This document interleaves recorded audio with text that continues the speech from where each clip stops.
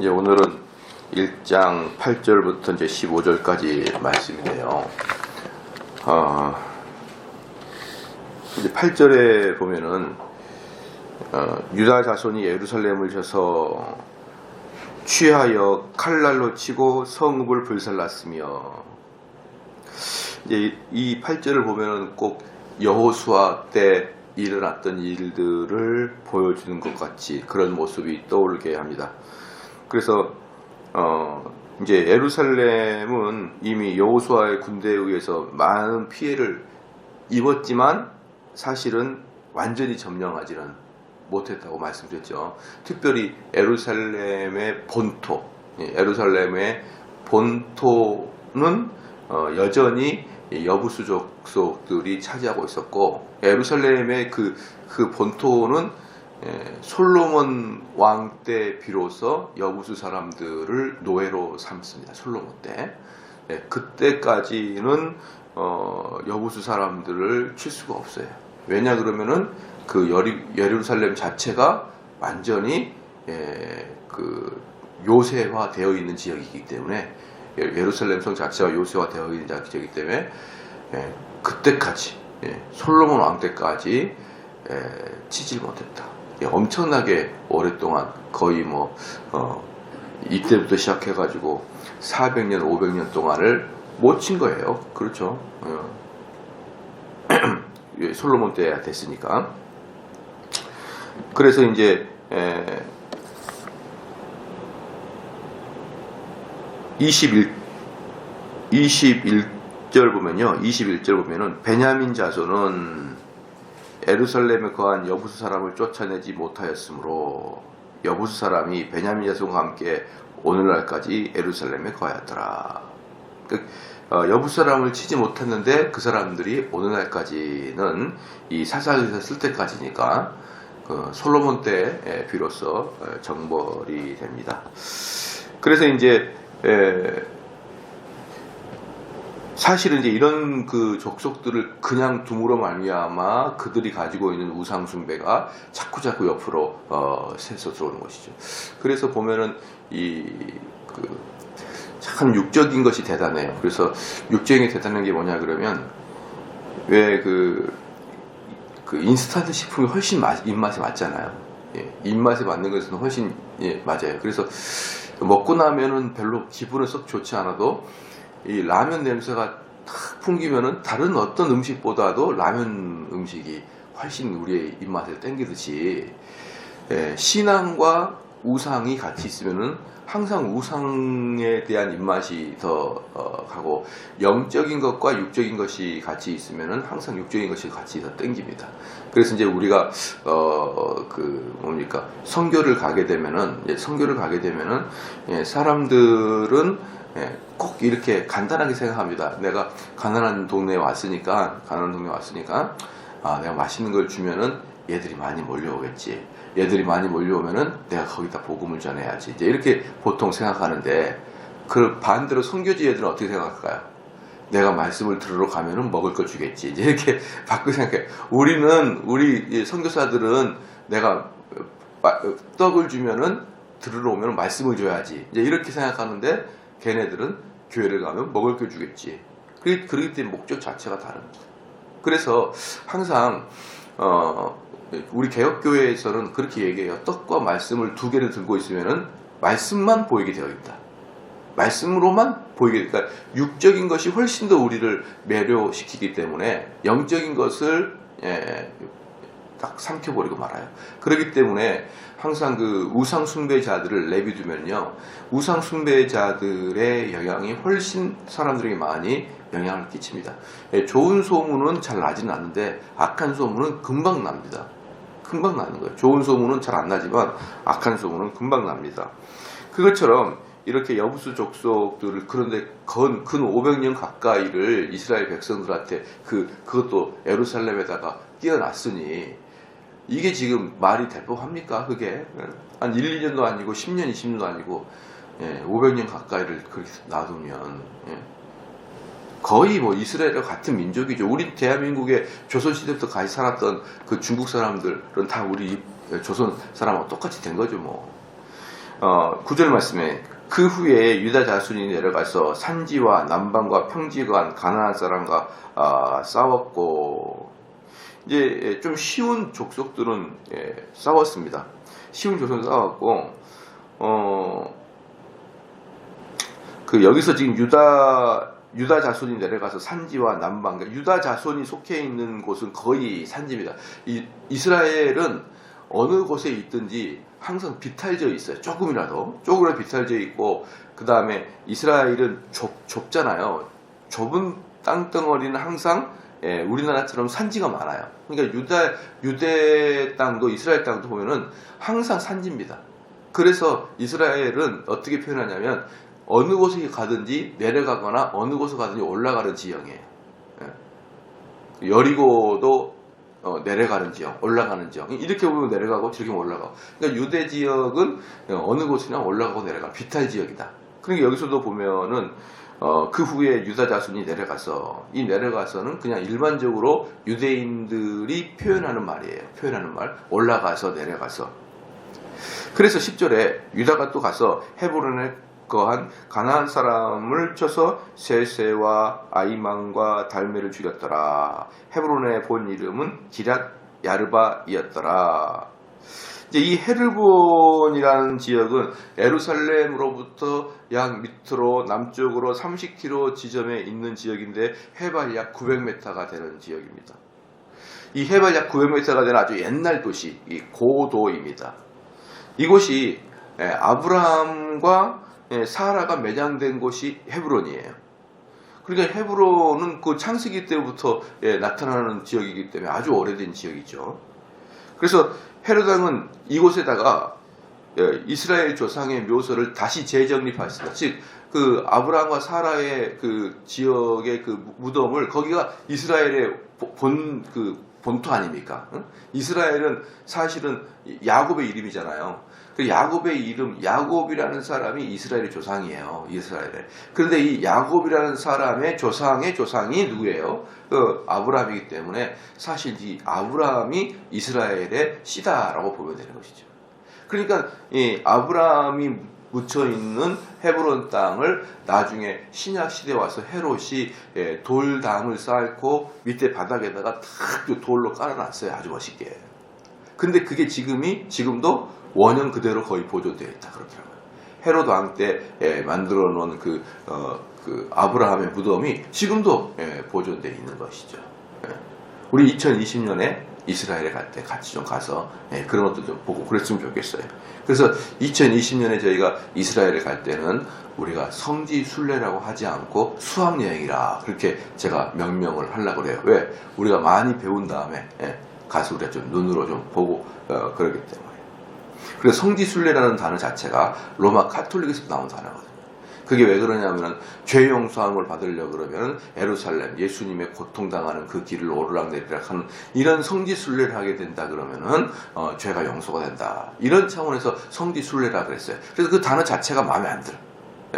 그래서 우리는 수학여행을 가가지고 구경을 좀 하자 이거죠. 그래서 이 헤브론은 해발 900m 지역으로서 어떻습니까? 이스라엘의 아주 상징적인 도시이겠죠. 상징적인 도시이고 이때가 이제 헤브론 때가 한때는 다윗이 통치를 이 헤브론을 수도 약 7년 6개월 동안을 헤브론을 그 유다 지역의 수도로 삼았던 것이에요. 수도로 삼았었다. 그 다음에 나중에 헤브론에 이스라엘 전체 6개의 도피성 중에 하나가 헤브론에 있게 됩니다. 그리고 이 헤브론은 갈렙과 밀접한 관계가 있는데 그 이유는 헤브론이 이스라엘의 가나안 정탐할 때, 처음에 이스라엘이 정탐할 때 이 갈렙이 책임진 지역이 바로 헤브론이에요. 그러니까 이 가나안 땅에 들어와서 요단강을 건너서 가나안 땅에 들어와서 12정탐꾼들이 이 가나안의 전체를 다 샅샅이 뒤졌잖아요. 그때 갈렙이 정탐했던 지역이 바로 헤브론 지역이었습니다. 그래서 이 헤브론 지역이 상당히 종교적으로 또는 이스라엘 사람들의 어떤 조상적인 문화적 이념적인 면 또 여러 가지 면에 있어서 헤브론은 상당히 정신적 지주와 같은 지역이었습니다. 그래서 나중에 이제 이 헤브론이 언제까지 되냐? 예루살렘에서 여부수 족속이 완전히 이제 몰려 종으로 완전히 될 때가 솔로몬 시대였는데, 예루살렘을 거의 다 정복한 것은 다윗의 시대 때 거의 정복했고, 솔로몬 때 이제 완전히 종들로 삼았는데, 그 예루살렘을 다윗이 거의 정복한 다음에 헤브론에서 예루살렘으로 수도를 옮겨요. 유다 지파가. 그러면서 어떻게 됩니까? 이제 헤브론은 역사의 뒤안길로 좀 뒤로 가고, 예루살렘이 이제 바야흐로 본격적으로 이스라엘의 가장 대표적인 도시로 되긴 하지만 실질적으로 이스라엘이 되기 전까지는 유다 지파를 대표하는 게 헤브론이었다 이 말입니다. 그래서 참 재밌는 게 뭐냐 그러면, 이 헤브론과 세겜 땅 알죠? 세겜 땅이 이 헤브론과 세겜 땅 이 사이를 족장들이 왔다 갔다 하는 길이었기 때문에 지금도 거기 가면 헤브론과 세겜 땅을 족장의 길이라 이렇게 명명하고 있다고 합니다. 족장의 길이라고 지금도 보존되어 있다고 합니다. 헤브론과 세겜 땅을 왔다 갔다 한 것은. 그래서 여기서 보면은 이제 그 다음에 세세와 사람을 쳐 세세와 아히만과 달메를 주겠다 이랬거든요. 이 세세는 예구방 시삭처럼 이 히브리 말로 세세가 태양입니다. 애굽 말로 시삭이 왕이라 그러면 태양이라 그러면 히브리 말로 세세는 태양이다. 그러니까 왕 세세와 아이만과 달메를 죽였더라. 즉 그들의 태양들을 죽였더라 이 말이에요. 이 세세, 아이만, 달메 이것들은 전부 다 우상 신들의 이름이에요. 그러니까 그 당시에 각 지역의 그 성주들의 이름들은 전부 다 우상의 이름이죠. 우리나라로 말하면 어떤 거랑 똑같냐면 그 지역이 불암산이야. 불암산. 이 불자가 다 그 부처님한테 불자잖아요. 그러니까 이런 것만 봐도 어때요?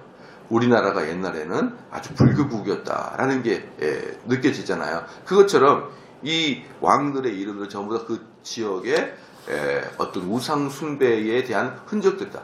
그만큼 이 가나안 땅은 우상 숭배가 일상화된 지역이었다라는 걸 보여주고 있습니다. 11절에 거기서 나가서 드빌의 거민들을 쳤으니 드빌 본 이름은 기럇세벨이라. 갈렙이 말하기를 기럇세벨을 쳐서 그것을 취하는 자에게는 내 딸 악사를 아내로 주리라 하였더니, 이제 여기서 보면은 이 당시에 결혼을 하게 되는 세 가지 방식이 있어요. 세 가지 방식이 있는데, 첫 번째는 뭐냐면은 신랑이 신부 아버지에게 지참금을 주고 그 아내를 데려오는 거예요. 지참금을 주고. 그 다음에 신랑이 돈을 지참금을 줄 수 있는 능력이 없으면은 노동력을 제공해요. 노동력을. 누가 그랬죠? 야곱이 노동력을 제공했잖아요. 노동력을. 그러니까 노동력을 제공하고 지참금을 주든지 노동력을 제공하든지, 아니면은 이런 게 아버지가 아주 높은 사람이면은 전쟁에 큰 공을 세우든지 아니면 다른 어떤 큰 공을 세우든지, 이 세 가지 이유가 있으면은 그런 식으로 결혼을 합니다. 그래서 지참금을 주든지 그 다음에 노동력을 제공하든지 뭐 이겁니다. 그러면 지참금을 제공하거나 노동력을 제공하는 이유는 뭐냐 그러면은 이 집안의 이 당신 딸을 우리한테 주면 그 아버지의 입장에서는 노동력이 상실이 되잖아요. 노동력 상실되니까 이 신랑 되는 사람이 노동력비를 제공하는 거예요. 그러니까 한마디로 그 아내를 사오는 거예요. 근데 그 아내를 사오는데 노동력비를 제공하고 사오는 겁니다. 그렇기 때문에 돈이 없으면 이 남편이 7년 동안이고 몇 년 동안이고 노동력을 제공해 주는 거예요. 제가 참 재밌는 게 뭐냐면요. 그러니까 옛날에는 신부를 데려올 때 이제 노동력을 제공하거든요. 돈을 주는 겁니다. 그러면 이제 그 신부는 누구 거예요? 남편 겁니다. 남편 소유 거예요. 그 전에는 아위 소유권이었다며 남편의 소유권. 그래서 소유권의 체인지로 그런 개념으로 보면 되는 거예요. 이 결혼식이. 여러분 동의가 되죠? 그럼 이 신부는 이제 그 다음에 어떻게 됩니까? 완전히 남편의 거의 뭐 하수인처럼 딱 들어오게 되는 겁니다. 이렇게 내가 딱 보니까 재밌는 게 뭐냐면 요즘에도 지참금이 있더라고요. 사람들이 가면 보니까. 제가 지참금을 어떻게 보면 되냐면은 남자가 의사나 검사나 변호사면은 신부 댁에서 열쇠를 3개 줄게요. 이렇게 이야기를 해가지고 열쇠를 3개를 딱 보면서 병원 뭐 열쇠, 아파트 열쇠, 뭐 외제차 열쇠 이 3개를 줘가지고 이제 뭐 의사나 변호사를 자기 사위로 데려와요. 그런데 제가 지금까지 일반적으로 다는 아니겠지만 제가 보는 일반적으로 이제 그렇게 장가를 간 남자들 있잖아요. 거의 다 친정에 상수 잡힙니다. 제가 보면은 거의 친정에 상수 잡혀요. 지참금을 많이 주는 친정 부모일수록 지참금을 많이 주는 친정 부모일수록 내 아들이 변호사인데 지참금을 많이 준 신부한테 가면은 거의 아들 뺏기더라고요 보니까.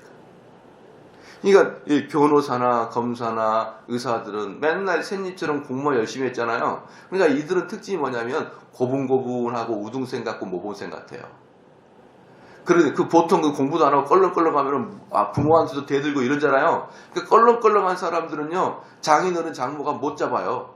왜 그러세요? 막 이러니까. 근데 어릴 때부터 우등생이었던 사람은 장모 장인이 꽉 잡아가지고 어때요? 친정집 바로 옆에 딱 집하고 병원도 어디다가 병원 구합니까? 친정집 옆에 딱 구하고 뭐 다 친정집에서 다 구하나요? 이거 딱 줄 테니까 와라. 그때부터 공부 잘했던 그 사자 그 사람은 다 뺏기더라고요. 희한해. 제가 이 지참금을 가만히 보고 현대 지참금 제도를 가만히 보니까 지참금을 많이 주는 친정 부모일수록 그 사위를 지배권이 훨씬 강하다는 걸 제가 우연히 발견을 했거든요. 여러분도 한번 그 관점을 봐봐요. 그럼 진짜 그럽니다. 그러나 이제 뭡니까? 의사나 변호사나 이런 사람일지라도 서로 사랑해서 결혼한 사람들은 장모의 지배력이 별로 안 세요. 장모의 지배력이 별로 안 세는데 실제로 장모나 장인이 지참금을 많이 준 그런 사자들은 꽉 잡혀가지고 거의 수족 부리듯이 와라 가라 그럼 왔다 갔다. 저는 이제 그게 좀 있어요. 그래서 저는 제가 그 아는 어떤 분은 그 검사 출신인데 그분이 어떤 지역 우리로 말하면 상당히 큰 지방 도시거든요. 거점 도시예요. 지방 거점 도시 중에 제일 부자의 딸이었어요. 그 아내가 완전히 시합 친정아버지 장인어른의 시다바리가 되어가지고 지금까지 있어요. 지금까지 완전히 처음에 장가갈 때는 모든 사람이 너무너무 부러워했는데 지금은 아무도 안 부러워요. 그래서 저는 그렇게 장가 가는 사람도 속물이었기 때문에 당해도 싸다라고 생각할 정도예요. 지금까지 벌써 결혼한 지가 20년이 넘었는데도 장인들한테 꼼짝을 못해요. 꼼짝 못해요. 그 시댁하고는 그 본 아버지 어머니하고는 안 찾아뵌 지가 얼마나 오래됐는지 몰라요. 강력하게 친정에 귀속되어 있기 때문에 제가 만약에 그럴 일은 없겠지만 그럴 일은 없을 거예요. 한 99.9% 그럴 일은 없을 텐데 우리 아들이 검사가 되거나 변호사가 되거나 의사가 그런 일은 없다고 제가 얘기했잖아요. 그렇게 보면 안 돼. 그렇게 된다 그래도 너 지참금 받고 가지 말고 사랑하는 사람이랑 결혼해가지고 여러분 변호사가 되고 의사가 되면 돈은 벌잖아요. 근데 뭘 그렇게 처음부터 그냥 장인 장모 덕을 보려고 그러냐. 네가 하도 평균 이상으로 살 수 있으니까 돈은 좀 적게 있어도 떵떵거리고 사는 게 낫지. 뭘 그렇게 하려고 그러냐. 이제 그렇게 저는 장가를 보내려고 그래요. 그럴 일은 없겠지만 예를 들어서 그렇다는 것이죠. 그러니까 여기서 보니까 이 뭡니까? 지금 그 개념이에요. 악사 갈렙의 딸이 악사인데 이 갈렙이 이제 헤브론 지역을 유다 지역을 이 갈렙이 정탐을 했잖아요. 그러니까 이 갈렙에게 상품으로 무엇을 준다? 이 헤브론 지역을 줬어요. 지난번에 제가 이 여호수아서 제가 설교할 때 이런 말씀을 했습니다. 이 갈렙하고 그 다음에 여호수아하고 이 아론에게는요 땅을 따로 줬어요. 그러니까 12지파에게 지파별로 땅을 딱 주고 그리고 이스라엘의 건국의 현격한 공헌을 했던 이 세 분에게는 따로 그 공을 유지하기 위해서 따로 줬단 말이에요. 땅을. 그렇죠. 그래서 이 갈렙에게 줬던 땅이 바로 이 유다 땅입니다. 그러니까 이 유다 땅은 이 갈렙이 이 전체가 그 유다 땅을 다시 수복할 책임이 갈렙에게 있는 거예요. 갈렙에게 있는데 갈렙이 이제 늙어가지고 어떻게 전쟁을 합니까? 그러니까 갈렙은 뭐냐면은 이 유다 땅을 치는데 선봉에 쓴 사람, 제일 먼저 쓴 사람을 내 딸을 주겠다. 그러니까 누가 갈 거냐?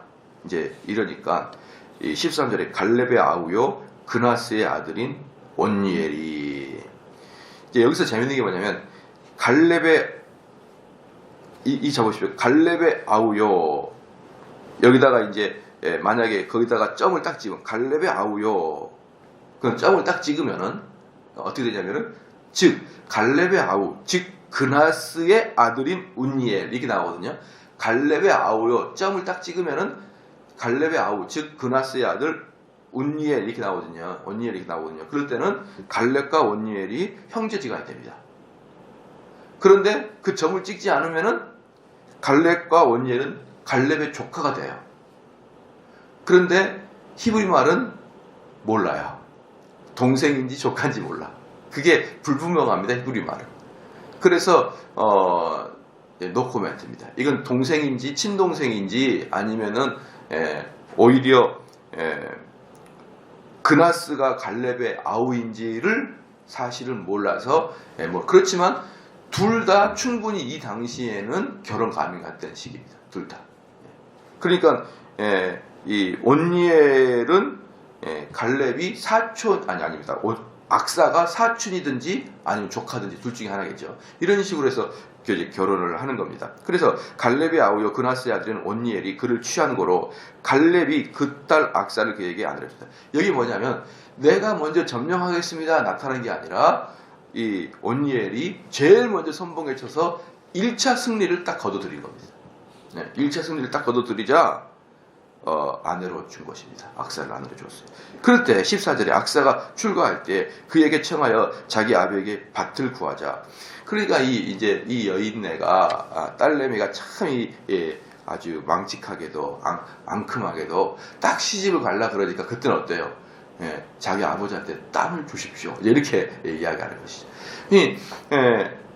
악사라는 딸이 이제 온니엘한테 딱 시집갈 때 악사가 14절에 출가할 때 그에게 청하여 자기 아비에게 밭을 구하자 하고 나귀에서 내리며 나귀에서 내린다 이 말이 뭐냐면 정중하게 아버지에게 말씀했다 이 말이에요. 나귀에서 내리며 갈렙이 묻되 그럼 네가 원하는 게 무엇이냐 이렇게 물어봤습니다.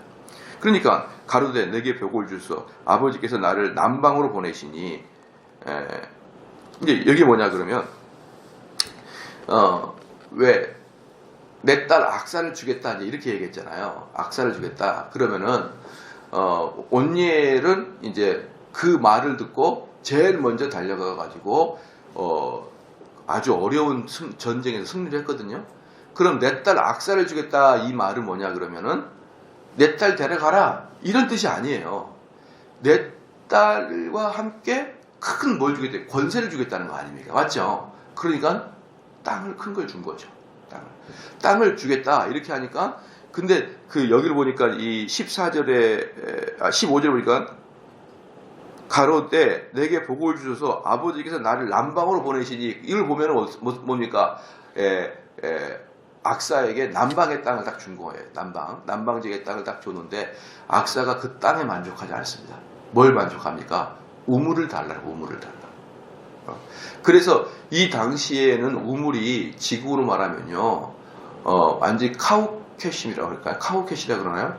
젖소처럼 매 젖만 짜면 돈이 되는 거야. 젖만 짜면. 그러니까 안정적인 수익원.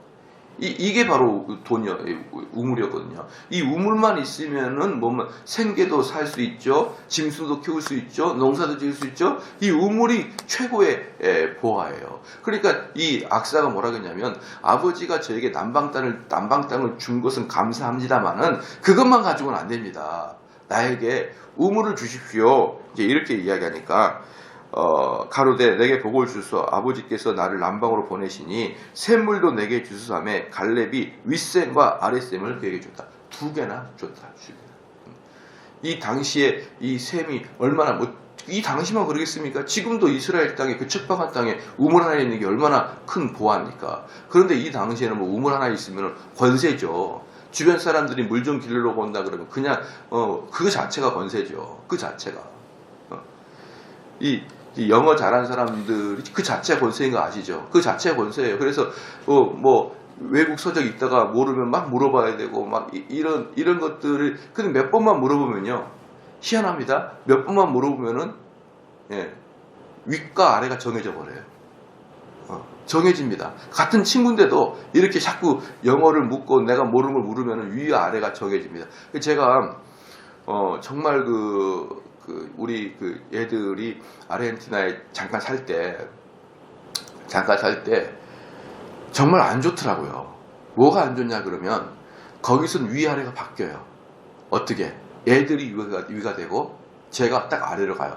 야, 저 아줌마가 뭐라 그러냐? 이렇게 물어보게 돼요. 우리 아들한테. 저 아줌마가 지금 뭐라 그러냐? 그러면은 애들이 그냥 별로 특별히 권세 없이 가르쳐줘요. 그런데 이 자체가 오래되면 어때요? 딱 애들이 없으면 못 나가게 됩니다. 애들이 없어요. 그래서 우리 애들은 지금까지는 제가 그들에게는 슈퍼맨처럼 모든 일을 할 수 있는 아빠로 존경스럽죠. 한국에 있을 때는. 근데 딱 외국에 가잖아요. 아빠가 천덕구로 바뀌어요.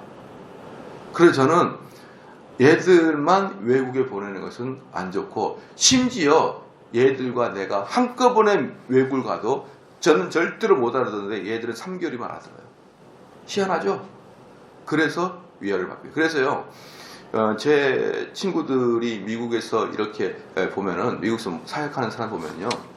우리 이제 여러분들은 이미 죽었다 깨도 이제 안 되는 거 아시잖아요. 미국 가서 백날 뭐 햄버거 먹고 그래도 절대로 햄버거를 먹으면 자연스럽게 영어가 되냐? 그게 아니거든요. 근데 부모하고 얘들과 사이가 멀어지는 첫 번째가 뭐냐면 부모의 권위를 얘들이 인정을 안 합니다. 나중에 되면 얘들이 청소년이 되잖아요. 부모의 권위 전혀 인정 안 해요. 그런데 부모는 어때요? 여전히 한국 정서로 권위를 갖고 싶어 해. 근데 얘들이 부모를 볼 때는요. 일자무시 까막눈으로 보이는 거예요.